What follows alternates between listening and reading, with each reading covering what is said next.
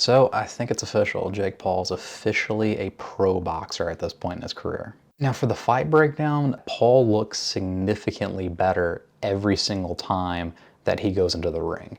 Anderson by far had the most success with his uppercut while he was in the clinch. And to be honest, whenever Anderson even put his hand and got him almost in like a tie clinch, Paul didn't really know what to do. You could almost tell that Anderson Silva wanted to like start like blasting him with knees or something. But again, they're boxing, so Paul doesn't have to worry about that. But that's where Anderson really had his most success, was whenever he was in close. Now, where Jake Paul found the most success for him was in his combinations. But having said that, Jake Paul hit the air so many times. He just loaded up with the KO shot and just swung and missed. And whenever I saw this over and over and over again, I'm like, okay, great. This is Anderson Silva of old. You know, he's in the Matrix. That's awesome. But then I kind of noticed that he's not capitalizing on any of these big swings and misses. I thought back to the Forrest Griffin-Anderson Silva fight where Forrest Griffin swung and missed over and over and over again against Silva. But Silva capitalized in that fight and ended up knocking out Forrest Griffin quite famously. But in this fight, he would make Jake Paul miss huge, huge misses and just kind of like walk back and just restart. And I'm just like, no, like what is happening here?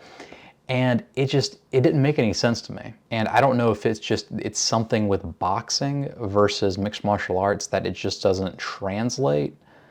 It just doesn't really make sense, because a similar thing really happened with Tyron Woodley, where again he would do well with footwork and getting out of the way and, you know, moving his head, and Jake Paul would miss, but Tyron Woodley would not capitalize on the counter. I have no idea why. Now, my final thoughts on the fight were perfectly summed up by Chael Sonnen. Whenever he was reviewing this fight on his channel, he said the best part of the match was that it was only 8 rounds.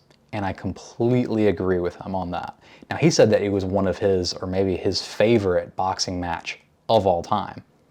I definitely wouldn't go that far, but I do love the idea of 8 rounds instead of 12 rounds, because no one can go 100% for 12 rounds. It's physically impossible for the human body.